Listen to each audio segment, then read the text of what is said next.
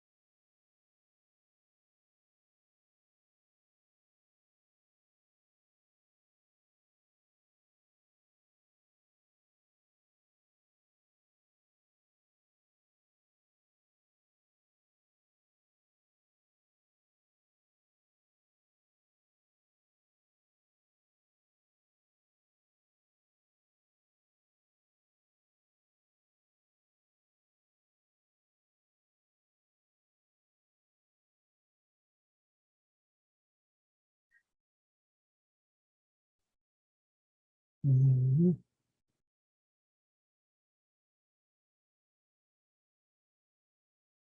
자, 이제 5월 9일 이제 3일 전이었죠. 월요일에 이제 기획재정부에서 보도자료를 이제 발표를 했죠.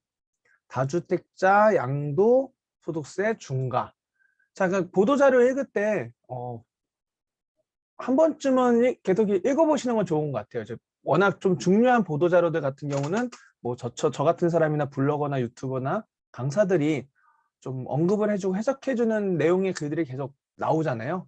그러면은 한번 가볍게 뭐 말한 것들을 해석하면서 읽어보기도 하고 그런 식으로 좀 보면 좋을 것 같아요. 어쨌든 간에 다주택자에 대한 양도소득세를 중과했었는데 페널티를 줬다는 거죠. 중과했다는 거를. 그걸 어떻게 했대요? 한시, 영원히가 아닌 한시적으로 배제, 페널티를 안 해주겠다는 거죠. 그래서 뭐를 한다고요? 법인데, 소득세법이라는 법인데 법을 고치는 게 아니라 이 시행령을 개정하겠다는 거예요. 이 시행령이 좀 중요한 거죠. 핵심은. 아까 말했다시피 법을 바꾸려면 국회에서 해야 되기 때문에 지금 현재 6월 1일 지방선거의 결과에 따라서 앞으로 지금 이제 들어온 윤 정부가 하고자 하는 바들의 방향이 계속 난항을 겪을지 어떻게 될지는 지방선거에 따라 달라지긴 하겠죠. 그래서 어떻게 되느냐가 지방선거 이후에 또 부동산 투자나 뭐 주식 투자나 투자 관련된 어떤 공약들을 다시 한번 바라보게 될 것 같아요. 그래서 뭐 반반만 되더라도 반반만 국회의원 비율이 반반 정도의 비율만 되더라도 많은 부분들이 진행이 될 수 있지 않을까라는 생각을 하는데요. 뭐 항상 제가 이야기하지만 저는 개인적으로는 음, 더 상승하는 지역들, 이미 많이 오른 지역들의 상승은 이제 거의 뭐 끝에 다다르지 않았을까. 그리고 윤 정부가 들어선다고 해도 부동산 집값이 막 올라가는 걸 원하지는 않아요. 어느 정부도 집값이 폭등하고 주식이 폭등? 주식의 폭등은 상관없으려나? 아무튼 집값의 폭등을 원하지는 않아요. 항상 인플레이션만큼 화폐 가치 하락만큼 완만한 상승을 해서 세금을 상승했으니까 세금도 증가하겠죠. 그래서 세금을 잘 걷게 하는 게 그리고 국민들이 집값 상승이 완만하게 올라갔을 때 별 반응들이 없는 그런 정부가 되기를 원하기 때문에 지금 뭐 나오는 리모델링 재건축 얘기도 그렇고 취득세도 언급은 했지만 함부로 할 수가 없는 것들이 이렇게 됐을 경우에 다시 부동산 수요가 너무 살아가지고 혹시나 다시 일시적으로 반등하는 상승장이 또 나타날까 봐. 그러면 뭐라고 그러겠어요? 아유 뭐 문재인 정권 너네 욕하더니 너네도 다 똑같네. 이런 말을 들을 수가 있잖아요. 그래서 아마 정책들의 방향 자체가 저는 폭등을 가져올 수 있을 만한 그런 기대하는 뭐 제일 대표적인 기대감이 취득세 완화죠. 그거에 대해서가 제일 큰 포인트인 것 같은데 그거를 쉽게 하지는 못할 것 같아요. 아무튼 취득세도 이제 뒤에서 이야기하겠지만 이 시행령을 통해서 약간의 개정은 할 수는 있긴 해요. 어쨌든 이 시행령은 대통령이 할 수 있는 권한 중에 하나이기 때문에요. 이 시행령을 개정하는 걸 통해서 지금 현재 양도세 이 중과 한시 배제를 시행을 하겠다 이제 발표를 한 거죠. 자, 배경 같은 경우는 뭐 가볍게 안 읽으셔도 됩니다. 배경은 과거에 어땠다라는 거잖아요. 우리 뭐 이제 처음 공부하시는 분 한번 읽으면 좋겠죠. 근데 뭐 항상 들었던 거예요. 자, 문정부를 까는 거죠, 결국은. 부동산 시장 관리를 위해 과도하게 활용된 세금, 과도했다 세금이. 근데 이걸 어떻게 했다? 정상화. 이전 정부는 비정상이었는데 우리가 정상화할게 라는 거죠. 그래서 국민의 과도한 세부담, 과도 적정 수준으로 정상화시키겠다. 그래서 부동산 시장을 안정화. 이 안정화라는 말은 뭐 문정부 때도 항상 쓰였지만 결과론적으로는 비정상처럼 시장이 폭등을 했기 때문에 이제 그 비정상화라는 거를 프레임을 잡는 거죠. 문재인 정부는 비정상화를 부동산에 관해서는 비정상화적인 정책들로 인해서 결과적으로 시장을 혼란스럽게 하고 국민들을 힘들게 했다 이 얘기를 한 거죠. 자, 그래서 뭐 블라블라블라 나와 있어요. 그래서 뭘 개정할 거냐 이제 개정 사항이 중요하겠죠. 자, 첫 번째 다주택자에 대한 양도세 중과를 1년간 한시 배제. 자, 그러면 이제 여기서 우리가 읽을 때 그러면 나 다주택자야 아니야? 아니면은 뭐 몰라도 돼요. 나한테 해당이 없잖아요. 근데 우리가 자꾸 공부를 위한 공부를 하지는 않아도 된다는 거죠. 여러분이 다주택자가 아니라면은 몰라셔도 돼요. 그런데 나 다주택자가 되고 싶어. 그러면은 살짝 볼 수는 있겠죠. 그러니까 나에게 맞는 거를만 해석하시면 항상 읽으시면 돼요. 자, 다주택자에 대한 양도세 중과. 자, 그러면 여기서 또 양도세 중과를 그러면은 양도세가 중과되지 않는 아파트를 갖고 있는 사람들은 상관이 없어요. 자, 양도세가 이제 뭐 여기에 또 부동산 투자 안 하신 분들 계시겠지만 제가 만약에 서울에 집이 100채가 있어요. 서울에 집이 100채가 있고 김천에 경상북도 김천에 집이 한 채가 있어요. 그래서 총 저는 101채가 있어요. 그러면 저 101채를 갖고 있는 다주택자인데 김천에 있는 집을 팔아요. 그러면 저는 양도세 중과를 맞을까요? 안 맞을까요? 라는 질문을 던지면 초보 투자자분들은 다 뭐라 그래요? 뭐 집이 101채 있는 다주택자니까 양도세 중과를 맞겠지. 하지만 정답은 비조정 대상 지역에 갖고 있는 집을 매도할 때는 양도세 중과와는 아예 관련이 없어요. 양도세 중과, 양도세를 페널티 주겠다는 건 어느 지역? 조정 대상 지역에 있는 아파트를 팔 때 너 집 몇 채 있어를 물어보겠다는 거지. 비조정 대상 지역들에 있는 아파트를 팔 때는 너 몇 채 있어라고 물어보지 않겠다는 거예요. 그러면은 내가 집이 다 조정 대상 지역이 아닌 뭐 김천, 구미, 사천, 뭐 영월, 뭐 강릉, 그다음에 또 어디가 있을까요? 뭐 당진, 뭐 이런 지역의 아파트를 갖고 있는 사람들은 해당이 없어요. 원래 계속 양도세 중과가 되지 않아요. 그렇기 때문에 우리는 계속 지금 문재인 정권에서도 소액 투자를 계속 해왔던 거죠. 저도 그렇고. 이게 이제 우리가 잘못 알고 항상 이해하고 있는 그 프레임에 빠져 있는 거죠. 양도세 중과는 어느 지역에 있는 아파트를 팔 때 조정 대상 지역에 그러면은 조정 대상 지역 말고 투기 지역도 있고 투기 가열지구도 있는데 걔네는 뭐예요? 그냥 조정 대상 지역이라고 생각하시는 게 제일 편해요. 그러니까 투기 지역은 다 조정 대상 지역이에요. 근데 투기 가열지구인 지역 중에서 조정 대상 지역이 아닌 게 있어요. 한두 개죠. 한 개? 수성구 뭐 이런 정도가 수성구, 대구 수성구. 그래서 그냥 포함된다 생각하시면 돼요. 왜 내가 대구에 살고 있지 않기 때문에 그 해당 지역에 살고 있지 않으니까요. 그냥 그런 거는 너무 디테일하게 공부하지 마세요. 왜냐면은 계속 바뀌더라고요. 불필요한 지식을 자꾸 외우려고 해도 정답이 아니기 때문에 계속 시간에 따라서 바뀝니다. 지식이. 두 번째는 뭐래요? 1세대 1주택 양도세 비과세 보유 거주기간 재기산제도를 폐지. 어려워. 자, 하나씩 볼게요. 1세대, 세대가 하나인 세대 집이 몇 개가 있어요? 1주택. 자, 비과세는 무조건 1세대 1주택이에요. 비과세는. 비과세라는 말을 비과세는 정부가 주고 싶은 거야, 안 주고 싶은 거요? 주기 싫어요. 왜냐하면 정부는 세금을 걷어야지만 어떤 정책을 필 수 있어요. 그렇기 때문에 세금이 항상 필요해요. 그래서 뭐 담배세도 붙이고 주류세도 붙이고 계속 인상을 하잖아요, 세금들을. 세금을 안 주고 싶은데 어쩔 수 없이 주는 세금들이 이제 비과세인 상품들이 있죠. 근데 금융상품에서 많이 비과세들이 사라지고 있어요. 자, 이 비과세는 항상 1세대 1주택인 사람하고만 상관이 있다. 네. 그래서 이 비과세 살짝만 이야기하면 비과세는 그냥 보통은 2년만 집을 가지고 있으면 돼요. 2년만 보유하면 비과세를 해줘요. 원래 기본적으로. 근데 이것도 맨날 2년이냐? 아니에요. 옛날엔 1년이었고 옛날에 또 3년이었고 계속 바뀌어요. 그렇기 때문에 이런 거 너무 크게 외우려고 할 필요가 없어요. 세법은 항상. 제가 처음 공부할 때 세법을 막 열심히 공부했는데요. 1년 만에 한 70%가 다 바뀌었어요. 문재인 정권과 함께 세금이 너무 개판이 돼서요. 그래서 계속 바뀌니까 더 공부를 안 하긴 했어요.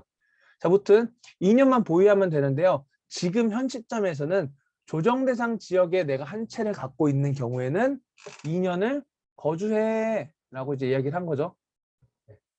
거기에다가 집값이 많이 올라가지고 이제 12억이 넘는 집들을 팔 때는 양도세 비과세가 해당이 되지 않다 보니까 뭐가 중요하냐? 장기 보유 특별공제, 장기 오랫동안 보유하면은 특별하게 공제 할인해 줄게 세금을.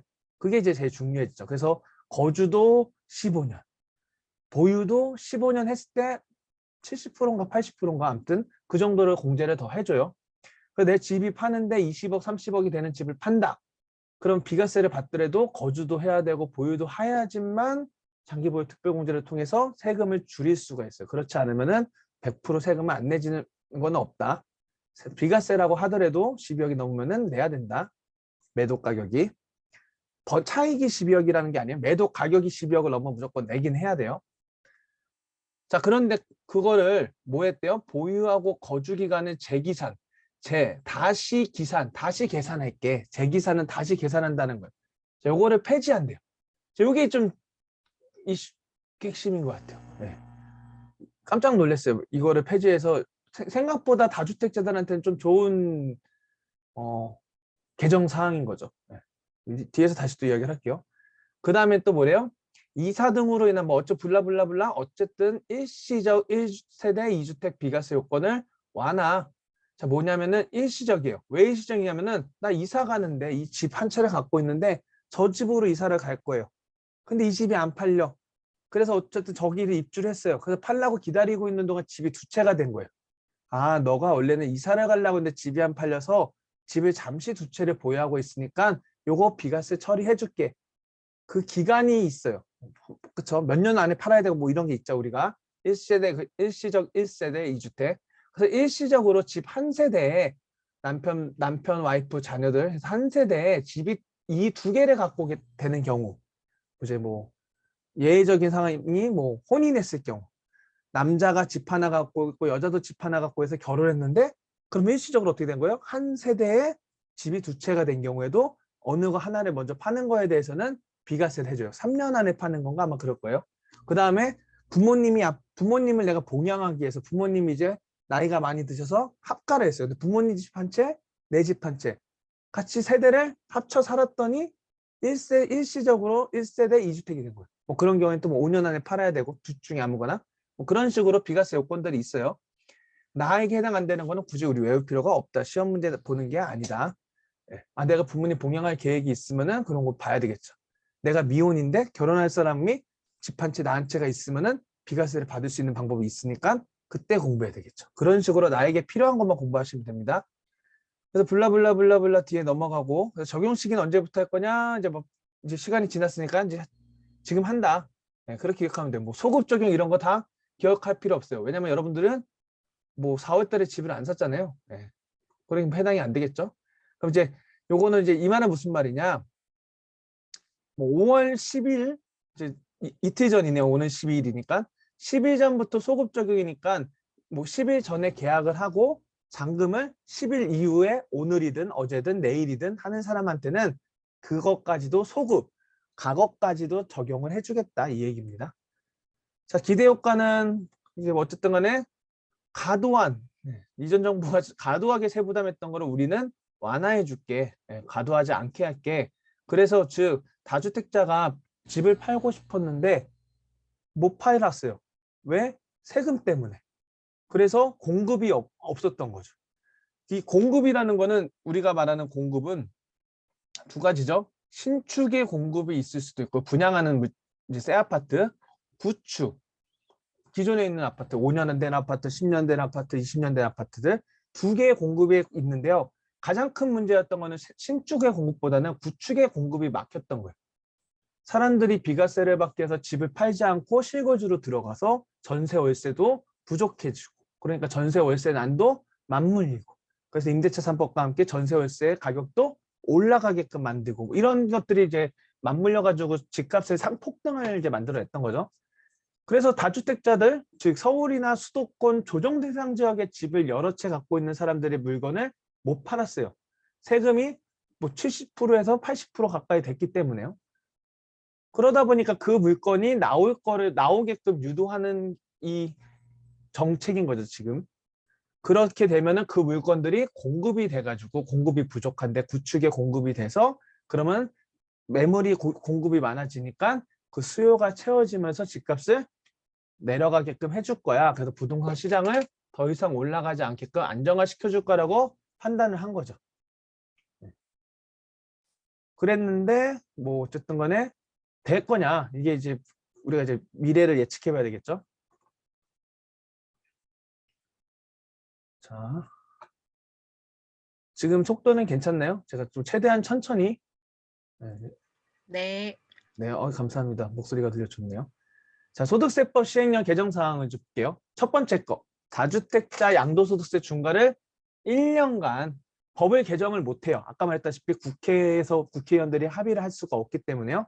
그래서 1년 동안만 시행령을 개정해서 이제 요거에 대한 유추하는 거는 1년을 했는데 잘 안 돼. 그러면 1년에 더 할 수도 있고요. 1년 했는데 좀 괜찮은 것 같아. 그러면 또 1년에 또 할 수도 있겠죠. 뭐 어찌됐든 더 할 수도 있겠네요. 근데 또 반대로 1년만 하고 안 할 수도 있어요. 네. 어쨌든 간에 이거는 연장이 될 수도 있다. 네, 민주당이 반대를 하더라도 연장은 가능할 수는 있다. 대통령령으로. 시행령을 건드린 것들은 연장이 할 수도 있어요. 대통령령으로. 근데 법을 바꿔야 되는 부분들은 국회 동의 없이는 못해요. 자, 그래서 현재는 어떻게 되어 있냐? 자, 조정 대상 지역 내의 주택. 내가 조정 대상 지역 내 주택이 없어. 그러면 관련 없어요. 자, 그런 얘기는 뭐냐면은 지금 저도 제가 갖고 있는 물건의 거의 90%? 네. 90%는 다 90, 80에서 90, 85% 정도로 하죠. 85% 정도는 조정 대상 지역이 아닌 비조정 대상 지역이 다 있어요. 그래서 저는 물건을 그냥 팔아요. 다음 주 금요일에도 이제 매도 잔금을 쳐요. 춘천에 있는 물건을 이제 종부세를 줄이기 위해서 매도를 내놨는데 아마 초보 투자자분이 사신 것 같아요. 이제 상승장에서 이제 제가 이제 항상 얘기하는 게 초보자분들은 좋은 층을 사세요라고 얘기하는 이유 중에 하나가 제가 요번에 파는 것도 301호거든요. 요거 팔면 저는 이제 5층 이하, 5층 아래 물건 하나도 없어요. 마지막 저층 물건이. 4층 물건을 팔고 3층 물건을 파는데 사람들이 잘 안 사요. 네. 팔기가 어려워요. 약간 사게끔 만드는 작업들을 해야 되는데요. 그래서 301호 물건을 팔긴 했어요. 그래서 처음에 살 때는 1억 7,500만 원에 사서 전세를 1억 7,300만 원에 맞춰가지고 200만 원, 총 한 300만 원 정도 드리고 샀어요. 세금까지 해가지고. 샀다가 역전세 한 500만 원 맞고, 그리고 지금 이제 매도를 한 거죠. 4년 돼서. 지금에서 1억 9,200에 팔았어요. 그러면 7,500에 사서 9,200에 팔았으니까 1,700만 원 정도 차익이 생기긴 하네요. 그래서 얘는 또 4년 정도 보유했기 때문에 장기 보유 특별공제도 받아요. 네. 6% 받나? 그러니까 세금의 6%가 할인이 돼요. 네. 아무튼 그런 식으로. 즉 뭐냐, 저 같은 소액 투자자들이 갖고 있는 물건들과는 별개의 문제. 관련이 없어요. 자, 그럼 어디만 관련이 있냐? 서울 수도권 및 조정 대상 지역 광역시급들, 네, 뭐 세종시 등 그런 지역에서는 물건이 나올 수는 있어요.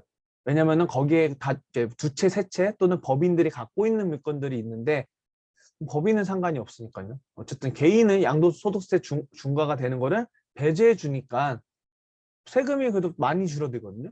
그러니까 지금 한번 던져보는데 이게 잘 팔릴 거냐에 이제 우리가 생각을 해야 돼요. 또 좀 뒤에 얘기할게요. 그러면요. 자, 그래서 어쨌든 간에 중과세율도 적용되고 장특공제 배제됐던 이게 장기 보유 특별 공제예요. 장특공이라고 불러요. 장기 보유 특별 공제에서 장특공을 배제 안 해준다라고 했던 거죠. 그래서 세금이 최대 82.5%였나 아무튼. 예. 그렇게 되는데 이제 어떻게 하겠다? 보유 기간이 대신 2년이 넘어야 돼. 자, 그래서 뭐 1년 된 물건은 안 해준다는 얘기예요. 최소 조건인 2년은 갖고 있었던 물건에 대해서는 5월 10일 이후부터 5월 9일까지 양도시라는 말은 잔금을 치거나 소유권 이전을 등기를 끝낸 5월 9일 전까지 다 끝내야 돼요. 그러면은 기본 세율, 그다음에 장기 보유 특별 공제도 적용해 줄게가 된 거죠. 무튼 그래서 뭐 이렇게 줄어드는 거 보여주는데요. 뭐 보지 마세요. 되게 많이 줄어드는 것처럼 항상 보여줘요. 왜냐면은 되게 뭔가 효과적인 것처럼 보여줘야 되는 정책은 항상 정부는 그래서 사기를 너무 많이 쳐요. 자, 봐봐요. 얼마에 팔았대요? 15억에. 차익은 5억. 20억에 팔았는데 차익은 10억. 네, 다 이렇게 5억 나고 10억 차익 난 물건에 대해서 세금을 보여주니까 되게 커 보이는 거죠. 지금 5억 8천 내야 되는데 2억 5천이니까 3억 2,500이 줄어드네. 그렇죠? 그러니까 이제 3억 이제 정말로 이제 요거 해당되는 사람도 있는 거예요, 만약에. 그러면 이 사람 입장에서는 지금 팔면은 3억 2,550만 원을 줄일 수가 있는 거예요. 그러면은 내가 이거 지금 안 팔면은 세금을 5억 8천, 3억을 더 내야 되는데 차라리 지금 팔면서 5천만 원 깎아줄까? 그래도 나는 2억 7천이나 더 이득이 있는 거잖아요. 그러면서 가격이 밀릴 확률이 있어요. 왜냐면 이 사람들은 수익을 본 사람들이에요. 근데 어차피 나라에 세금 냈고 내 거 사주는 사람한테 깎아주지. 3천, 4천. 그래서 만약 여러분들이 혹시 실거주로 집이 없으신 분들이나 아니면 집이 있는데 실거주 집을 마련하고 싶으신 사람들이 있다면은 이런 조정 대상 지역에 있는 물건 중에서 이제 양도소득세 중과 배제로 때문에 나온 물건들이 우리가 이제 중개소장님과 대화하면서 이 물건은 왜 나왔어요? 네, 막 물어보면 이제 사연들을 드릴 수가 있잖아요. 그래서 그걸 잘 판단해야 돼. 그러면 이제 좀 투자를 잘하신 분은 내놓더라도 그 얘기는 절대 안 꺼내죠. 이 부동산 투자는 제가 협상의 테이블이 항상 얘기했잖아요. 이 협상의 테이블에 앉은 상태에서는 내 패를 까면 안 좋아요. 아, 사장님 이거 내가 지금 세금 요번에 양도소득세 중과 면제 때문에 배제 때문에 팔라고 내놨으니까요. 이거 좀 잘 좀 부탁드릴게요. 라고 내 패를 다 까시면 안 좋아요. 사장님 이거 팔아주세요. 예, 세에 얼마 껴있고요. 예, 저 한 어느 정도 내놓고 혹시나 사람 있으면은 좀 가격 조정도 고려해 볼게요. 요 정도까지만 딱 이야기하라고 팔아야죠. 내 패를 다 까면은 이 사람이 사라고 온 투자자한테 아니면 사려고 온 사람한테 이야기를 하겠죠. 이 사람 봐라. 이 사람 지금 양도소득세를 아끼기 위해서 내놨구나. 그러면 이 사람 산 가격을 보니까 세금이 좀 되게 많이 절약되네. 그러면 이거 요번에 팔면은 지금 저 3억 정도 아끼니까 내가 한 5천만 원 가격 조정을 해볼까? 이제 이런 식으로 그 협상의 테이블에서 상대편, 나는 이제 매도자라면 매수자가 전략을 세워서 막 접근할 수 있겠죠. 그래서 최대한 우리가 매도자 입장에서는 내 패를 다 까지 말고 매수자 입장에서 사장님 이거 왜 팔라 그래요? 이 사람 양도세 때문에 지금 내놓은 거 아니에요? 전세도 껴있는데 이런 식으로 자꾸 접근해서 상대방의 패를 찾아내면 낼수록 내가 이 사람 얼마에 샀지? 등기부등본 띄우면 나오죠? 얼마에 샀고 지금 얼마에 팔라고 하니까 한 3, 4천 원 더 깎아도 되겠네? 이제 그런 식으로 우리가 전략을 세울 수 있게 되겠죠. 무튼 크게 보여준다 항상. 네. 자, 문제점 블라블라블라블라. 예. 지금 현재는 최고 세율은 82.5%. 예, 그렇고요. 기대효과 를 다 했던 얘기고요. 그 다음에 자, 두 번째 거. 예. 자, 그럼 두 번째 가기 전에 여기 잠깐 더 얘기하죠, 그러면. 그래서 개인적으로는 이제 좀 많이 오른 지역들에는 공급이 어쨌든 간에 지금 현재 못 파시는 분들도 많아요. 그러니까 뭐 수도권의 아파트, 뭐 오산이든 뭐 안양이든 뭐 의왕이든 뭐 이런 지역들, 경기도 광주든 뭐 하남이든 내가 사는 아파트들 뭐 남양주든 갖고 있었는데 이번에 집값들이 뭐 웬만한 괜찮은 아파트들은 2배씩은 다 올랐단 말이죠. 그럼 최소 뭐 2, 3억씩 올랐어요. 3억에 사는 아파트 6억 되고 이랬으니까요. 그러면은 뭐 2, 3억의 양도 차익이 생긴단 말이죠. 근데 내가 원래 살고 있던 집이랑 같이 있으니까 중과가 되니까 못 팔고 들고 있는 분들이 많아요. 생각보다 제가 봤을 때. 그럼 그런 사람들이 어쨌든 이 비과세 받을 거 아니니까 지금 중과 배제될 때 팔고 싶어서 내놓는 사람들은 생길 것 같아요. 이제 그 사람들의 눈치 싸움은 지금 내놓을까, 올해 말에 내놓을까, 내년 초에 내놓을까, 이거에 대한 고민들이 있겠죠. 그러면서 내가 혹시나 관심 있는 지역이 있다면 계속 그 지역을 안 사더라도 모니터링을 하면서 매물이 그런 매물들이 증가하는지 안 하는지를 보면서 계속 추이를 모니터링 하는 게 저는 좀 좋지 않을까. 그런 실거주 매수 관점에서는. 그래서 근데 비조정 대상 지역에서는 무관하다. 네, 비조정 대상 지역들은 물건을 사고 팔 때는 양도세 중과하고 아무 관련이 없다. 그래서 비조정 대상 지역은 그냥 가셔서 투자하셔도 문제가 없지 않을까. 왜? 거기에 갖고 있는 사람들은 이걸 혜택을 받는 게 1도 없어요. 그렇다. 자, 그래서 두 번째 이제 안건을 보죠. 1세대 1주택 양도소득세, 비과세 보유 거주기산의 재계산제도 폐지. 이게 이제 이해하기 어려우실 수 있는데요. 그냥 간단하게 이제 좀 심플하게 이야기를 해줄게요. 자, 현재는 이제 문재인 정권 때 또 바뀌었어요. 이게 갑자기. 이게 좀 제일 마음에 안 들었어요. 제가. 왜냐면 저도 일시적 1세대 2주택으로 이제 다주택자들이 어떻게 보통 하냐면요. A, B, C, D, E, F, G, H, I, J, K, L, M, N 둘, 넷, 여섯, 여덟, 열, 열두, 14채의 집을 갖고 있어요. 그러면은 14채의 집을 제가 팔고 싶은 거예요. 이번에 판다고 쳐요. 그러면은 이제 다주택자들은 예전에 어떻게 했느냐. 제일 양도 차익이 큰 놈 두 놈을 남겨요. A하고 B가 제일 크게 차익이 난다 그럴게요. 그 다음 그러면 나머지를 막 다 팔아요. 네. 그래서 이 두 놈을 남기기 전에 이 두 놈이 일시적 1세대 2주택 요건에 맞는지를 봐요. 그게 뭐냐면요. 이 두 주택 사이가 얘를 A를 사고 B까지 1년 후에 사야 돼요. 1년이 지나서 B를 샀는지. 예를 들어서 얘는 A는 2017년 1월 1일에 샀는데 B를 2019년 5월 5일에 샀던 거예요. 1년 지나서 샀네. 그러면 일단 첫 번째 조건 통과. 이제 일시적 1세대 2주택은 항상 1, 2, 3을 기억하라고 제가 얘기했죠. 1, 2, 3. 두 번째는 뭐예요? A가 2년 동안 보유됐는지, 갖고 있었는지. 지금 2022년도니까 벌써 5년 지났네. 그러니까 2년 갖고 있었으니까 얘도 통과. 세 번째는 B를 사고 난 다음에 몇 년 뒤? 3년 뒤. 그러니까 2022년, 오늘 5월 10일이니까 안 되겠다. 5월 25일 날, 525에 샀다 그럴게요. 5월 24일까지 얘를 팔아야 돼요. A를. 그러면은 비과세를 해줄게. B를 사고 3년 이내에 A를 파는 거죠. 그러면 A를 왜 두 채가 있으니까 두 채는 비과세 안 해주는데 너 A에서 B로 가는 거 이사 때문에 뭐 직장 때문에 한 걸로 쳐줄게. 그래서 A를 비과세를 해줘요. 그래서 A를 비과세를 받고 팔아요. 그러면 B 한 채만 남죠. B 한 채도 보면은 2019년도 5월 25일부터니까 2년이 지났네요. 그럼 얘도 바로 팔아도 비과세가 또 돼요. 그래서 14채 중에서 2개를 비과세를 받을 수가 있었어요. 다주택자들도. 그렇게 한번 리셋을 시킬 수가 있었어요. 세금을. 그런데 이제 문재인 정권에서 자꾸 이렇게 사람들이 머리를 굴려가지고 세금을 이제 절세를 하니까 이거를 범죄라고 부르기 시작을 했던 거였죠. 그러면서 어떻게 했느냐. 야, 너네 다주택자, 너네 자꾸 집 갖고 투기하지 마. 너네 마지막에 다 팔고 A, B 남았잖아. 그러면 너 이 A를 팔라고 했을 때 어떻게 한다? A까지 다 팔고 난 다음에 A 비과세 안 해줄 거야.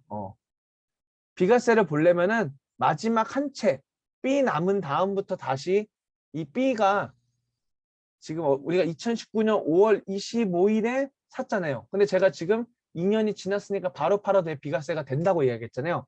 그런데 어떻게 해요? 마지막 다 팔고 남은 이 한 채 B를 2020 오늘이니까 2022년 5월 12일에 B를 팔았다고 해볼게요. 얘를. 모니터가 흔들려서 2022년 5월 12일에 얘를 팔았어요. 오늘. 그럼 오늘부터 2년 동안 다시 갖고 있어야지만 너 비과세 해줄 거야. 그러니까 너 B를 비과세 받고 싶으면은 2024년 5월 11일 지나서 팔아. 그러면 비과세 해줄게. 이게 다시 계산하는 거예요. 보유기간도 거주는 항상 조정대상 지역이라고 생각하면 돼요. 조정대상 지역 물건인 경우에는 거주고 조정대상 지역이 아닌 물건들은 보유만 해도 돼요. 2년 동안. 이렇게 재기산, 다시 계산을 하게끔 했어요. 그 얘기가 이제 여기 나온 거죠. 다시 이날 마지막 거 팔고 C 하나, 여기는 뭐야? C 하나 남은 날. C주택 하나 남은 날부터 2년 보유기간, 거주기간을 다 만족해야지만 1세대 1주택 비과세를 해줄 거야. 그런데 이번에 어떻게 하겠대요? 괜찮아. 그냥 너 원래 C주택을 처음에 우리 지금 했던 것처럼 이 B주택이 2019년 5월 25일에 샀다면은 지금 벌써 2년 지났네? 다시 계산 안 해도 돼. 그냥 너 지금 2년 동안 뭐 조정지역이라면은 2년 동안 더 거주했고 2년도 지났고 그럼 비과세 해줄게. 다시 바뀐 거죠. 그럼 내가 집이 5채가 있다. 자, 그래서 요 이제 해당되는 사람들 혹시 있을 수 있는데요. 내가 지금 한 채를 갖고 있는데요. 이 한 채가 세금이 많이 나와요. 엄청 많이 나오네요. 막 5억, 7억 오른 거예요. 이번에 7거주씩 갖고 있었는데. 근데 얘를 지금 비과세를 받아야지만 내가 투자를 할 수 있어서 투자를 못 하는 거죠. 근데 투자를 이제 해도 되는 거예요. 6채를 샀어요. 6채를 산 다음에 어떻게 해요? 2년 지나서 다 팔아요. 다 팔고 얘도 바로 팔아요. 그럼 얘가 어떻게 돼요? 비과세 해주는 거죠. 이전에는 얘를 어떻게 했던 거예요? 다 B, C, D, E, F, G를 팔아고 난 다음에 그 지금 한 채 이 A를 2년 동안 다시 또 갖고 있었어야 됐어요. 근데 카운팅을 다시 하지 않고 처음 산 날부터 카운팅을 해주니까 제가 지금 B, C, D, E, F, G 6채 사는 동안에 2년이 다 지났겠죠. 그러면 얘는 비과세 요건을 만족하고 있으니까 얘 제일 큰 차익 난 거는 마지막에 팔면 돼요. 예를 들어서 B, C, D, E, F, G를 5월 12일 오늘 다 팔았어요. 그리고 얘를 5월 13일에 팔아도 돼요. 심지어 5월 12일에 다 팔아도 돼요. 그리고 나는 어떻게 하면 돼요? 나는 순서를 같은 날, 7채를 같은 날 팔았어요. 그럼 내가 순서 정하면 돼요. 나 D 팔고, C 팔고, B 팔고, E 팔고, G 팔고, F 팔고, 마지막에 A 팔았어. 라고 말해도 돼요. 내 맘이에요. 예. 같은 날 팔아도 돼요. 같은 날 팔면은 판 사람이 내가 순서를 정할 수가 있어요. 내 맘이죠. 뭐. 이거 팔고 이거 팔았다 얘기하면 되죠. 무튼 그래서 이게 이제 투자자들한테 저는 되게 좋은 거고 제가 갖고 있는 물건 중에서 하나를 비과세를 받기 위해서 나중에 들어가려 하는데 지금부터 요건만 맞춰놓으면은 그냥 바로 팔아도 되더라. 네. 저한테는 좀 좋아진 개정안이 됐어요. 이거를 생각했는데 문정권에서 이제 막판에 작년인가 재작년인가 그랬는데 아무튼 갑자기 이렇게 바꿔놔가지고 제가 막 딴 때는 화를 안 냈는데 아이 진짜 나 이거 하려고 계획 세웠는데 이거 바꿔버렸네. 이렇게 막 했었죠. 이해되시죠? 네. 그러니까 뭐 어려운 블라블라들을 잊고 이렇게 원래 안 그랬었는데 문정권에서 하도 이제 사람들이 많이 차익 난 거를 갖고 있더라도 얘를 파는 순서만 조절하면 비과세를 받을 수 있으니까 그것들에 대해서 세금을 받아내기 위해서 개정을 했는데 이거를 다시 시행령으로 폐지시켜 버렸다. 왜냐면 이거는 불공평하거든요. 세금을 더 얻게 해서 만들어 놓은 거기 때문에.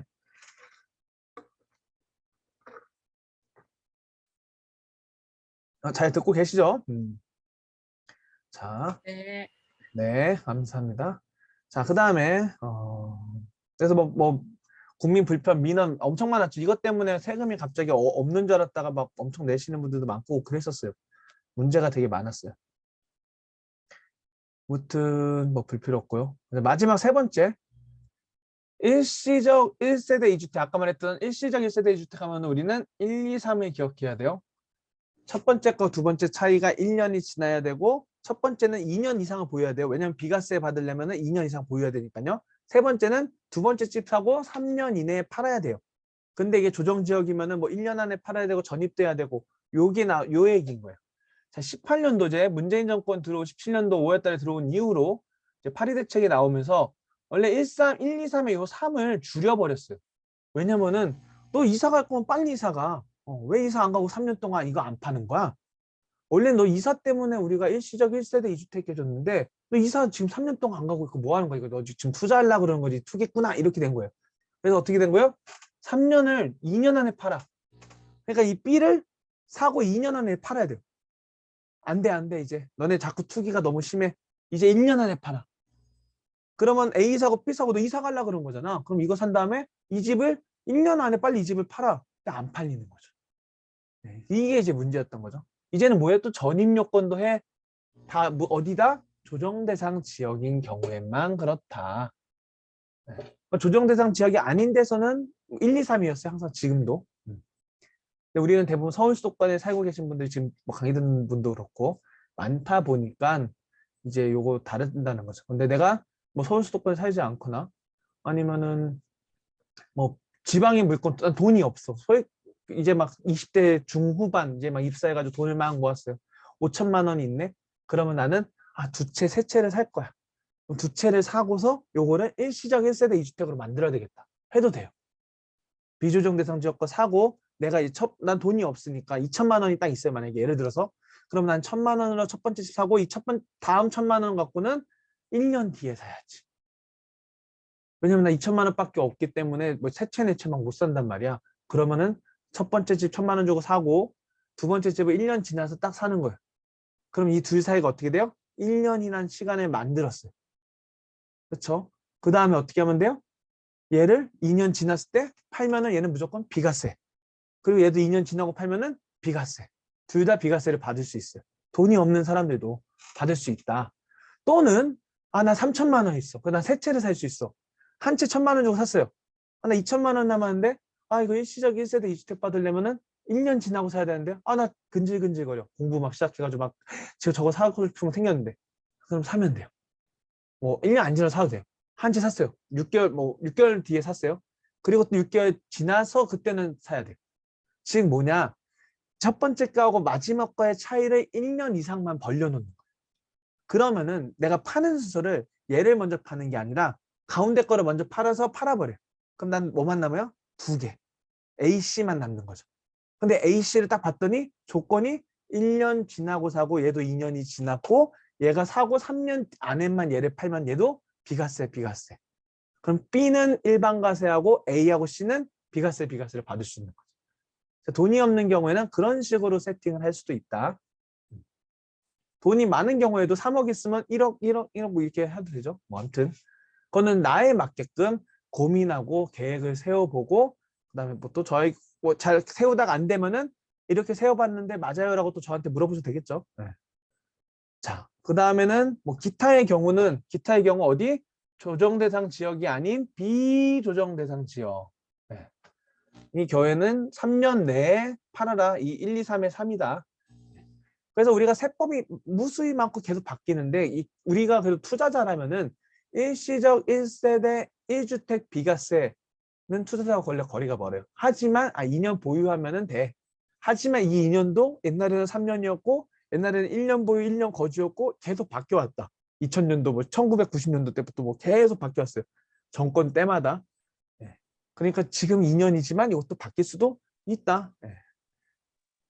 아무튼 그 다음에 기억해야 될 거는 일시적 1세대 2주택 정도는 지금은 이제 재기산이 바뀌었으니까 충분히 얼마든지 세팅할 수 있단 말이죠. 그 순서만 잘 조정해서 내가 비과세를 최대한 세금을 줄일 수 있는 절세하는 방법을 찾아낼 수 있다. 그 다음에 아무튼 그래서 어떻게 하겠다. 무슨 1년 안에 전입요건 전입도 해야 되고 1년 안에 지금 요즘에 집 내놔도 거래가 잘도 되지도 않는데 이걸 어떻게 해. 비과세 받고 싶은데 비과세 못 받는 거예요. 거래가 안 되니까. 그래서 어떻게 해주겠다? 이거 말도 안 되는 법이었으니까 이거 폐지하고 1년이 아니라 2년으로 늘려줄게. 근데 2년 안에만 팔면 되는 거예요. 그러니까 내가 집 사고 1년 뒤에 사고 이사로 들어간 다음에 이 집을 팔라고 할 때 얘 2년 안에 얘 팔면 되는 거니까 2년 동안이면 그래도 여유로운 거죠. 그리고 세대한 전원이 신규 주택으로 전입을 해야 돼. 모든 세대가. 아빠, 엄마, 딸, 아들 다 전입을 해야 돼. 근데 그것도 이제 뭐 말이 안 돼. 뭐딴 지방에 출장 나가서 집을 사야 될 수도 있고 거기에 대항력을 유지해야 되니까 전입신고도 할 수 있는데 그런 것들을 다 못하게 막아놓은 거잖아요. 그래서 이것도 삭제. 기타, 즉 비조정 지역은 여전히 3년 안에 하면 돼. 이 얘기인 거죠. 네. 그래서 뭐 이거 별 볼 필요는 없고요. 별 필요도 없고요. 네. 그렇다. 뭐 기대 효과 뭐 좋다. 네, 그 얘기인 거죠. 민원도 많고 뭐 비과세를 받기에 뭐 급매로 주택을 내놓았는데 집이 지금 거래가 급감 상황. 왜냐면 급감 왜 해요? 집이 너무 비싸요. 네.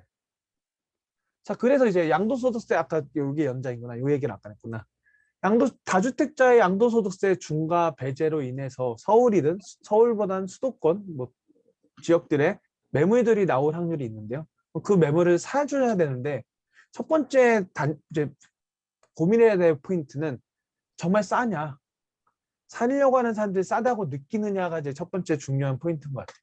그래서 우리가 고민을 해봐야 돼요. 그 가격들이 우리들 투자자를 포함한 그다음에 실수요자들이 무주택자나 1주택자들이 내가 사는 지역에서 점핑하느라고 할 수도 있겠죠. 그런 사람들이 이 가격을 부담스럽다고 느끼지 않느냐가 이제 첫 번째 포인트인 것 같아요. 근데 저는 이제 개인적으로 항상 이야기하다시피 모든 사람들이 지금 가슴 한켠에는 이제는 고점인 것 같아 라는 두려움을 대한민국 95%의 사람은 다 갖고 있지 않을까요? 5% 완전 폭등론자가 있을 수 있는데 5%도 많을 수도 있다고 생각을 하는데 저는 막 98, 99%는 솔직히 뭐 거짓말 못해서 99%는 다 많이 올랐다. 비싸다라고 생각하지 않을까 싶어요. 그 예외적인 1%는 현재 이제 신고가를 갱신하고 있는 재건축 단지 아파트들에서 이제 새 거가 될 애들, 좋은 입지의 새 거가 될 애들, 그냥 재건축보다도 좋은 입지의 새 거가 될 애들은 신고가를 갱신하고 있긴 하지만요. 다들 일단 가격이 첫 번째 문제인 것 같아요. 그래서 저는 가격이 어느 정도는 조정을 해줘야지 사람들이 조정받는 모습을 봐야지 이제 더 안 떨어지는 거 아니야? 라는 그런 마음이 들게끔 해야지 사람들이 충동 구매를 할 수도 있고 한데 뭐 떨어져 보이지도 않는데 살까? 이런 것들에 대한 이제 심리를 파악하는 게 제일 중요하죠. 이제 급감 상황이 되어 있는 거죠. 그래서 어쨌든 비과세를 받지 못하는 거를 막아준다고 했는데요. 그래서 이 가격이 비싸다고 생각하기 때문에 저는 첫 번째 접근하기가 어려운 포인트라고 생각을 하고요. 두 번째 고민해야 될 거는 그러면 과연 이제 서울을 예를 들어보면은 웬만한 데 살려면 15억, 20억인 거예요. 34평 아파트를 살려면요. 그럼 대출이 일단 지금 다 묶여 있죠. 자, 그래서 LTV를 늘려줄게라고 하지만 지금 DSR은 뭐 안 풀렸거든요. 이러다 보니까 LTV는 늘어나도 연봉이 높지 않고 그다음에 단기 부채들이 많다 보면은 한도가 늘어나지 않아서 집을 매수하기가 어려워져요. 그 문제가 있기 때문에 암만 싸게 내놔도 사람이 사줄까의 첫 번째 포인트인 것 같아요. 그러면 사람들이 사주려면 어떤 일들이 일어나야 될까? 전세가가 다시 또 급등해야 될 것 같아요. 그래서 갭이 줄어든다면은 투자자들이 사줄 확률을 높겠죠. 아니면은 무주택자나 한 사람들도 일단은 투자를 해놓고 전세 나가고 우리가 나중에 대출받아 실거주 들어올자 라는 생각들을 하게 되는 상황이 펼쳐지면은 서울 수도권에 많이 올라갔던 지역들 중에서도 매수 수요가 증가할 수 있다고는 생각이 들어요. 그런데 그게 좀 쉽지는 않겠죠. 그래서 시장이 참 어려운 시장이긴 해요. 왜냐하면 이미 다 많이 올라온 시장이기 때문에 더 올라갈 걸 기대하는 사람보다는 두려움에 갖고 있는 사람들이 많죠. 그러니까 수익이 난 사람들도 지금 팔아도 돼? 더 올라가면 어떡하지? 이 고민을 해요. 다른 사람들도 떨어질 것 같은데 더 올라갈까? 똑같은 고민에 빠져 있어요. 그래도 행복한 거는 갖고 있는 사람이 행복을 한 거죠. 그래서 집이 아예 없는 사람보다 집은 한 채라도 갖고 있는 게 우리 실물자산에 투자한다는 게 그런 안정감을 주기는 해요. 무튼 그래서 그런 포인트들 때문에 생각보다 저는 다시 상승으로 돌아서는 데는 좀 어렵지 않을까. 사람들의 심리가 좀 제일 중요한 것 같아요. 어쨌든 간에 매수하고 싶어져야 되거든요. 근데 지금 매수가 되고 신고가가 갱신되는 거는 거래량이 많진 않아요. 아마 여러분들이 모니터링 하고 계신 분이 있다면은 지방의 거래량은 막 늘어난 지역이 많아요. 제가 이제 투자한 지역들의 이제 실거래 알림들이 올라오잖아요. 거래량이 막 뜨기도 해요. 네. 그러면 제가 뜻밖의 지역들, 네. 우리 소액투자에서 했던 몬천자 들어가는 두 지역이 있는데요. 끝자리가. 갑자기 오늘 아까 거래량이 막 떴더라고요. 그래서 투자자가 들어갔나? 네, 이 생각이 아까도 잠깐 들었는데요. 지방은 계속 또 그렇게 거래가 돼요. 왜냐하면 여기야 다 지금 별개예요. 오히려 두 번째 재기산 제도가 폐지됨으로 인해 가지고 나 지금 비과세 받을 게 큰 게 있었는데 막 샀다가 얘네 다 팔고 요거 비과세 받으면 되는 거죠. 비과세 요건만 미리 다 맞춰놓으면 2년 거주도 하고 2년 보유도 한때면은 앞으로 2년 뒤에 팔 거라면은 이미 다 채워져 있다면은 샀다가 다 팔고 바로 팔아도 얘는 비과세 받을 수 있기 때문에 오히려 더 시간을 단축할 수 있는 장점들이 되긴 했죠. 그래서 이제 우리가 고민을 해봐야 돼 항상. 근데 저는 이제 뭐 항상 사람들의 심리를 생각해 보려고 그래요. 왜냐면 어쨌든 간에 사는 사람과 어쨌든 간에 파는 사람들은 사람이기 때문에 사람은 이제 욕망이 가득하니까요. 누구 이제 비싸게 받고 싶은 사람과 싸게 받고 싶은 싸게 사고 싶은 사람들의 줄다리기고 그 욕망에서 잘못 선택하면은 꼭지에 머리 꼭지에 잡고 울음을 터뜨리는 거고 누군가는 바닥에서 선점을 하게 되는 사람들이 있긴 하겠죠. 근데 그렇게 꼭지를 잡으려고 하는 거는 너무 리스크가 높기 때문에 우리는 그 아래 무릎이나 어깨에서 무릎에 사거나 어깨에 팔려고 하는 거죠. 그래서 지금 시점에서 이런 이 정책 자체는 되게 긍정적이긴 해요. 하지만 다른 정책들이 뒷받침이 되지 않으면 예를 들어서 취득세가 풀려가지고 취득세가 시행령으로 풀 수는 있어요. 지금 이것처럼 1년. 근데 이제 어쨌든 법은 못 바꿔요. 법은 국회에서 바꿔야 되기 때문에 국회에서 바꿔놓은 법이에요.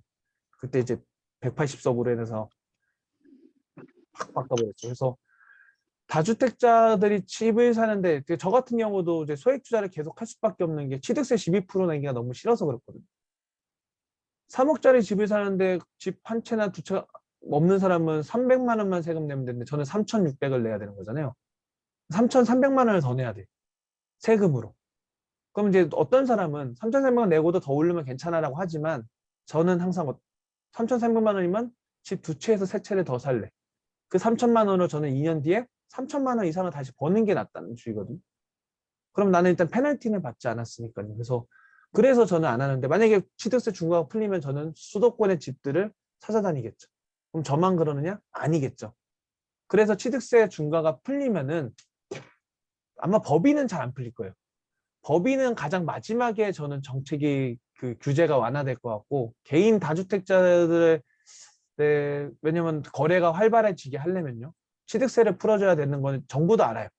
근데 정부가 함부로 못 건드리는 이유는 폭등할까 봐 라고 저는 생각을 해요. 왜냐면 정부의 기본적인 방침은 문재인 정권도 마찬가지였고요. 지금 윤 정권도 마찬가지고 박근혜 정권, 이명박 정권, 노무현 정권 다 모든 정권에서는 완만한 상승을 항상 원한다는 거. 그거는 진리라는 거. 정부의 모든 정부는. 하지만 선택과 결과가 다르게 나타날 뿐인 거죠. 그럼 그 결과를 보고 대응을 잘했어야 되는데 이제 아까 말했다시피 자기 주장을 강화하는 정책으로 계속 끝까지 몰고 나갔다 보니까 지금의 현 사태가 온 것 같고요. 그 현 사태가 온 원인들은 문재인 정권도 다 알았고 지금 윤 정권도 다 알고 있기 때문에 그렇기 때문에 취득세를 건드리는 건 저는 좀 어렵지 않을까라고 추측을 해보고 있습니다. 근데 뭐 일부 또 다른 저보다 전문가고 더 똑똑하신 분들은 뭐 할 수 있다라고 이야기하시는 분도 있고요. 근데 정답은 없습니다. 항상 제가 이야기하다시피 우리는 이 정책이 나오거나 어떤 사안들이 있으면 추측해보고 그 근거들을 틀릴지언정 한번 생각을 해보고 그 다음에 한 달 뒤, 두 달 뒤에 또 다른 정책이 나왔을 때 다시 한번 내가 생각했던 거하고 비교해보는 작업을 해야지 이게 제가 이제 책에도 썼던 피드백 루프. 피드백되고 바로 또 다시 돌아와서 계속 선순환 과정을 이루면서 경험이 계속 쌓이게 돼요. 그래서 오늘 본 이 정책들, 이 기획재정부의 보도자료를 보고서 이 양도소득세가 이렇게 완화되는 과정들을 통해서 어떻게 나타날지. 근데 매수 수요가 증가하지 않으면은 공급만 증가하기 때문에 수요는 증가하지 않고 공급이 늘어나면 당연히 가격은 보합할 수밖에 없는 게 자본주의 사회의 기본 원칙인 것 같아요. 경제학에서. 그게 정말 중요하거든요. 수요와 공급. 그래서 그 수요를 증가시켜서 보합 상태로 만들어줘야지 유지가 될 건데 취득세가 완화를 너무 크게 되면은 다 달려들 거고. 네. 왜냐면 다 지금 눈에 불을 켜고 있는 사람들이 많거든요. 저도 수도권으로 아마 달려가겠죠. 그렇지 않고 완만하게 해주면은 그 심리적 선인 거죠. 예를 들어 8%. 아, 근데 8% 비싼데. 제가 봤을 때 한 4.6%까지만 떨어지면은 매수 수요는 좀 늘어날 것 같아요. 왜냐면 4.6%는 지금도 주거용 오피스텔을 사는 그 취득세 수준이잖아요. 그리고 제가 짧은 기간이었지만 문재인 정권에서 12% 가기 전에 한 3개월 동안에 4주택자 이상은 4.6%를 낸 적이 있었어요. 그때 제가 하나 강릉에 있는 물건을 이제 올해 하반기에 매도를 할 건데 그거를 4.6%를 내고 제가 샀거든요. 정부가 갑자기 법을 바꿔버려가지고. 네. 무튼 그 3개월 동안에 4.6%였다가 다시 12% 바뀌어버렸는데요. 법이 너무 많이 바뀌어가지고 4.6% 정도면은 저는 매수 수요는 좀 늘어가지고 조금의 강보합 상태, 수도권도 흘러가지 않을까 생각이 좀 들고요. 저 혼자 추측을 내리기로. 근데 8%, 현재 지금 2주택자 조정지역 두 채 사는 사람 8% 정도 수준이면은 8%는 좀 부담스러운 것 같긴 해요. 4억짜리 집을 사도 3천, 뭐 3천 2, 300을 내야 되는데 원래는 400만 원밖에 안 내는데 4%만 하면은 1,600. 그럼 한 1,000만 원 좀 더 내는 거거든요. 그 정도는 또 4억짜리 집에 1,000만 원이면은 한 뭐 2.5% 오르면 되는 거니까 할 법한데 사람들이 심리를 자극할 법한데 그 취득세 완화가 몇 프로도 저는 좀 그 퍼센트가 또 관심이긴 해요. 완전 폐지는 저는 좀 힘들 거라 생각하고 왜냐면 다 달려들 수 있는 확률이 높기 때문에 그래서 그 순차적인 완화 또는 한 번에 이제 눈치 보는 완화 그래서 정부에서 이제 기사를 통해 흘려요. 8%, 뭐 이렇게 5% 이렇게 흘린다면은 사람들이 막 거기에 이제 반응을 보고서 바꾸기도 하고요. 그게 이제 문재인 정권에서 마지막 때 그랬잖아요. 아마 윤 정부도 그렇게 할 수 있겠죠. 이제 맛보기시. 왜냐면 취득세도 완화한다는 이야기를 흘렸었죠. 그런데 이제 그거에 대한 이제 우려되는 이야기들이 막 나오고 보니까 바로 철회하고 없던 일처럼 된 거죠, 결국은. 그래서 아무튼 이 보도 자료를 이렇게 봤고요. 뭐 이제 법으로 보면 이렇게 써 있어요. 그래서 요거 하나만 여러분 모르시는 분 혹시 있을까봐 같이 보면요. 현재도 다주택자가 조정 대상 지역 내 주택을 팔 때 양도세 중과를 해주는 거를 제외해 준 대상이 있어요. 즉 양도세 중과 배제 주택이라고 우리가 부르거든요. 근데 모든 지역에 다 해주는 건 아니고요. 수도권, 광역시, 특별자치시, 뭐 세종시 같은 지역 외 여기 아닌데 그래서 예를 들어서 제가 갖고 있던 물건 중에서는 전주시, 청주시 뭐 이런 지역들은 3억 이하 주택을 팔거나 3억 이하의 뭐 입주권을 팔 경우에는 중과에서 배제해 줬어요. 뭐 그런 거. 그다음에 뭐 장기 임대주택 뭐 이런 것들은 뭐 의미가 없고 그래서 사원용 주택도 뭐 또 거의 의미가 없고요. 어린이집 제가 요거 한번 고민했었었는데요. 왜냐면 1층 미분양 아파트 사가지고 어린이집 내려고 해서 알아보니까 뭐 보육교사 1급 자격증이 있어서 원장이 돼야 돼요.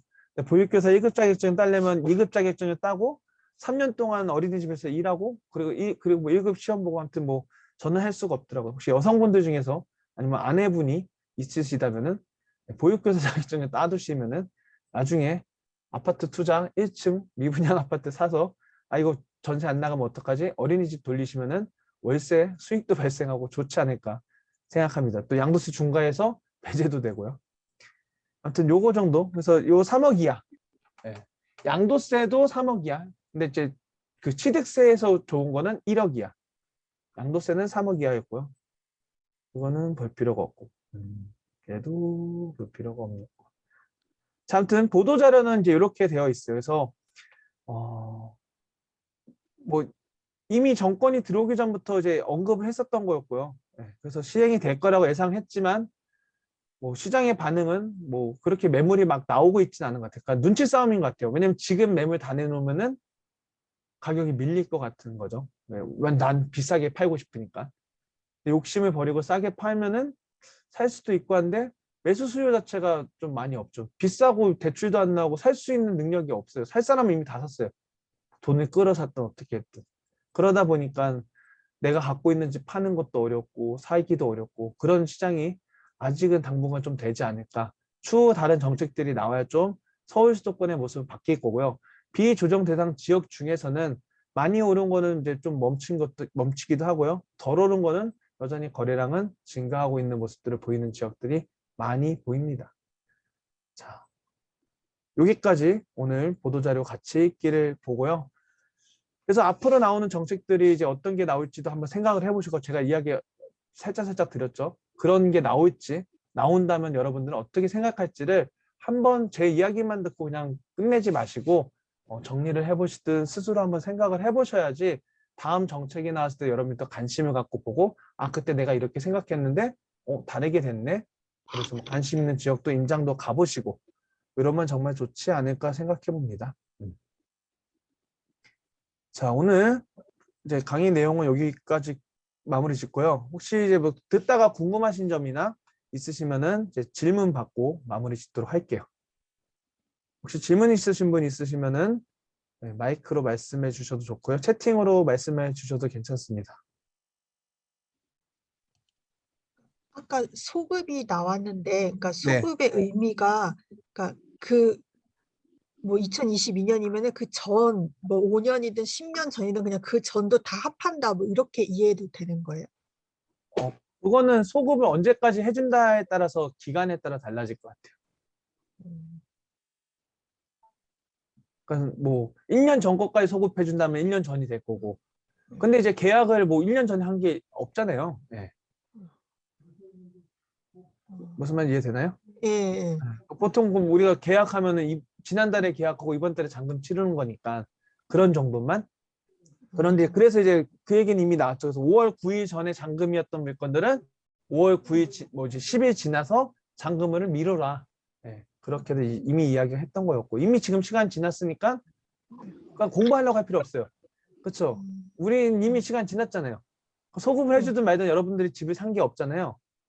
네, 그러면 그냥 잊어버리면 돼요. 네. 누구한테 설명해 줄 게 아니잖아요. 제가 저처럼 강사가 아니라면은 그걸 기억할 필요가 없는 거죠. 왜냐면 이미 5월 12일이 됐어요. 네. 우리는 5월 10일 전에 집을 산 게 없어요. 그러면 나하고는 아무 관련이 없어요. 그래서 잊어버리면 돼요.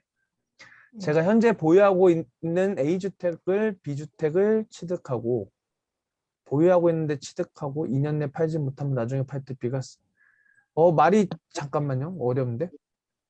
제가 현재 보유하고 있는 A주택을 B주택을 취득하고 A주택이 있는데 B라는 걸 새로 취득하고 2년 내에 팔지 못하면은 A주택은 일반 과세로가 되는 건지. 자, 제 설명이 맞는지 봐주세요. 말이 어려우세요. 내가 A주택을 갖고 있는데 B주택을 샀어요. 그리고 2년 안에 A를 팔지 못하면 비과세가 아닌 일반과세가 되는 거죠. A가 조정지역이면은 2주택 중과가 되는 거고요. A가 비조정지역이면은 일반과세가 되겠죠. 아, 둘 다 조정이에요. 네, 둘 다 조정이면은 양도세 중과 배제니까 그 기간 그 2년이 어쨌든 그게 지금 1년 안에 끝나잖아요. 중과 배제가 일단은 현재는요. 그러면은 네네. 중과가 될 것 같고요.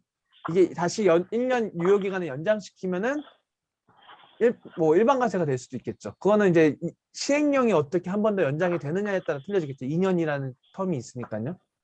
저 같은 케이스는 지금 3번으로 해당되는 케이스거든요. 일시적 1세대 2주택 비과세 요건. 그러니까 이제 제 얘기가 네네. 2년 안에 얘를 못 팔았으면 근데 지금 이제 양도세 중과 배제도 되는 거잖아요. 네네. 2주택자 지금 양도세 중과를 배제 받는 거냐 안 받는 거냐도 되는 거잖아요. 네네. 근데 중과 배제를 해주는 게 기간이 1년인 거잖아요. 1번의 첫 번째 조건이 1년 안에만 우리가 배제를 해줄게라고 이야기했잖아요. 네. 그래서 제가 이제 그 1년이 연장이 될 수도 있다라고는 이야기했지만 연장이 되면은 2년 내에 못 판 거가 그 시기에 들어가면은 얘는 일반 과세를 할 수 있겠지만 1년하고 딱 끝났어요. 근데 내가 못 팔았으면은 집이 두 채 있는 상태에서 얘를 판 거잖아요. 그러면은 2주택자 양도소득세 중과가 되겠죠. 그런데 또 다른 케이스가 2년 내에 못 팔고 있는데 조정지역이 풀렸어요. 네.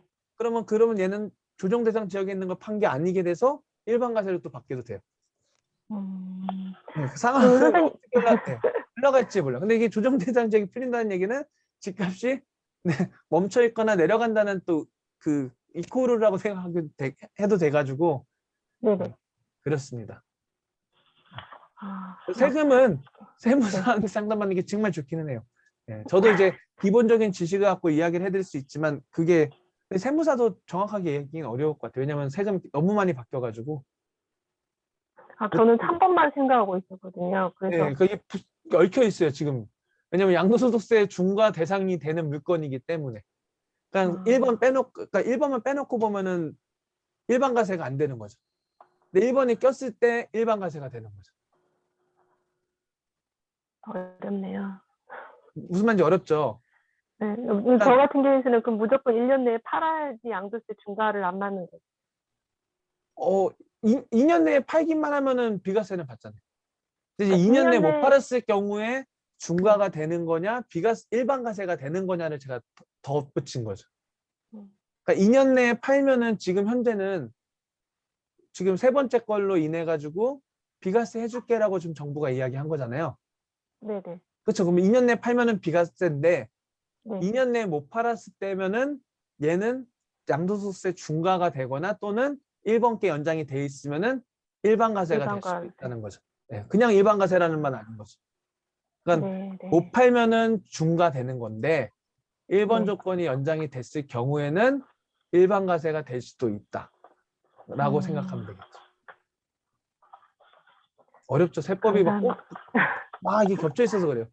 그래서 세무사들도 양포사가 나오는 거죠. 양도세 포기하는 세무사들이.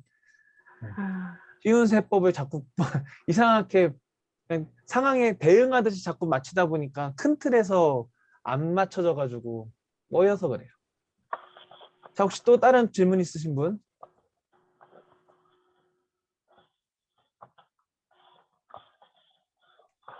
없으시면 없으시다고 써주셔도 괜찮습니다. 여러분들의 의사를 알아야지 제가 또 진행을 하고. 하나만 그럼 더 여쭤볼게요. 아까 괜찮습니다. 말씀하실 때 비과세 조건을 맞추려면 제가 이제 B주택을 6월 1일 날 샀으면 C주택을 무조건 1년 텀을 둬야지 나중에 A주택을 팔더라도 B주택도 또 비과세가 요건이 되는 거죠. C주택하고의. 다시 천천히요. A주택을 갖고 있는데 B를 네. 언제 샀다고요? B를 이제 이미 그거는 기간을 다 채웠어요. 채웠다는 게 1년이 지나서 산 거였다는 얘기요? 내년에 입주되는 분양권이거든요. 내년에 입주되고 내년에 이제 그러면 아파트로 생기겠네요. 네네네. 네, A는 원래 있는 거고. 네, 그래서 네. B 말고 C도 하나를 더 사고 싶은데 그럼 B하고 C하고의 1년 정도의 기간이 필요하다는 말씀이신 거죠? A는 어쩌고요? 이제 A는 처분해야죠. 그렇게 되면. A는 그럼 C 사기 전에 처분해야죠. 아, 그래요? 왜냐면 C를 사면은 3주택이 돼 버리잖아요. 그렇게 되는구나. 그렇죠?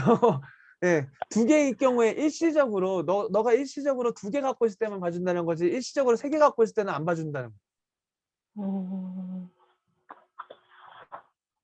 알겠습니다. 네.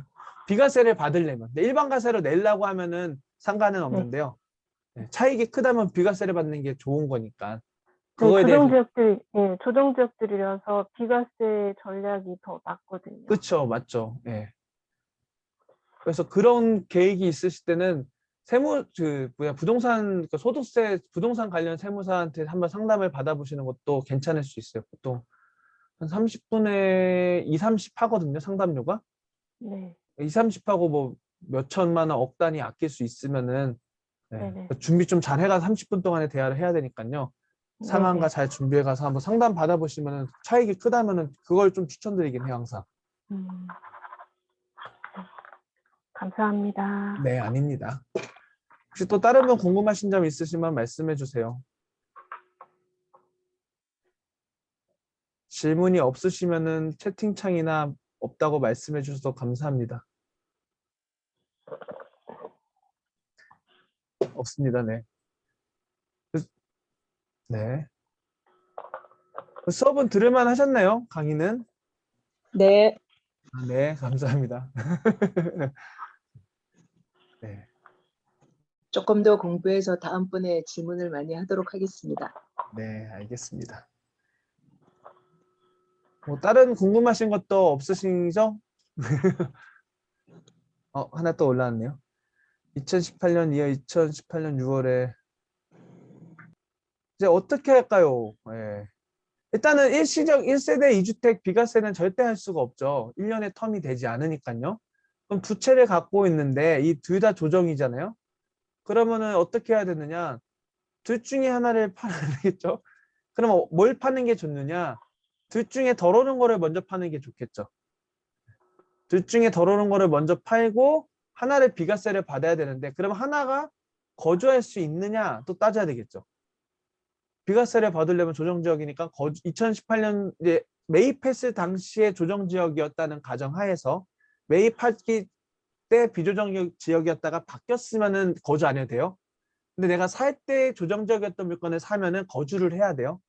그럼 둘 다 살 때 조정지역이었다라고 이야기를 하면은 내가 거주를 할 수 있는 물건이 나중에 파는 게 좋겠죠. 왜냐하면 비과세 요건을 만들 수 있으니까. 네. 근데 둘 다 거주를 못 해요. 그럼 비과세는 불가능해. 그렇죠. 그런 경우는 어떻게 해야 돼요? 그럼 아무거나 팔아도 되겠죠. 네. 지금 이제 배제가 돼주니까. 그럼 둘 다 매물을 내놓고서 먼저 팔리는 것부터 팔면 되겠죠. 그런 경우에는. 근데 둘 중에 하나를 내가 거주를 할 수 있어. 비과세 효과를 맞출 수 있어. 그러면은 거주하지 못할 물건을 먼저 팔고 얘는 어떻게든 거주를 해서 채우고 파는 게 제일 좋겠죠. B는 매입할 때 비조정 지역인 현재는 조정이다. 그러면은 이제 예를 들어서 A는 내가 거주를 못해. 그러면 A를 먼저 팔고 B는 팔면은 비과세 받을 수 있어요. 네. 매입할 때 비조정 지역이었으면은 2년 거주 안 해도 돼요. 한 채 남았을 때 2년만 보유해도 비과세를 받을 수 있어요. 그래서 어쨌든 간에 둘 다 많이 올랐을 걸로 추측했을 경우에 그럼 많이 오른 걸로 원래는 기본적으로는 많이 오른 거를 나중에 팔아서 얘를 비과세를 받는 게 제일 절세하는 전략이거든요. 그러려면은 비과세 조건이 해당이 돼야 되는데 그러려면은 비조정 지역이면은 2년만 보유하면 되는 거고 조정 지역이면은 거주까지 했는지 그걸 판단해서 이제 계산을 해야 돼요. 그래서 현재는 어쨌든 B는 마지막 한 채로 남았을 때 팔면은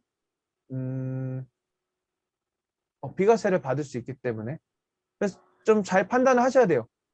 이 지금 조정지역인 경우에 아마 대부분이 지금 물건이 보합 상태에서 약보합을 해서 조정으로 흘러가는 지역들일 수도 있어요.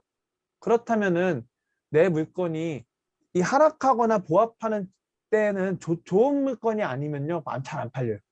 정말 힘들어요. 그래서 제가 아까도 말했듯이 3층 물건이 상승하고 있는 지역이었기 때문에 안 좋음에도 불구하고 사람들이 좀 싸다는 이유로 사요. 근데 그 시장이 꺾여버리면요 저층 물건은 진짜 안 팔려요. 로얄동 로얄층 물건을 깎아줘야 사요. 사람들이. 로얄동 로얄층 정도. 층이 나쁘지 않은 걸 깎아줘야 사지 층이 안 좋은 것들은 잘 안 사기 할 확률이 높아요. 뭐 선호하지 않는 한은. 그래서 그런 것까지 고려해서 한번 생각을 하시긴 해야 돼요.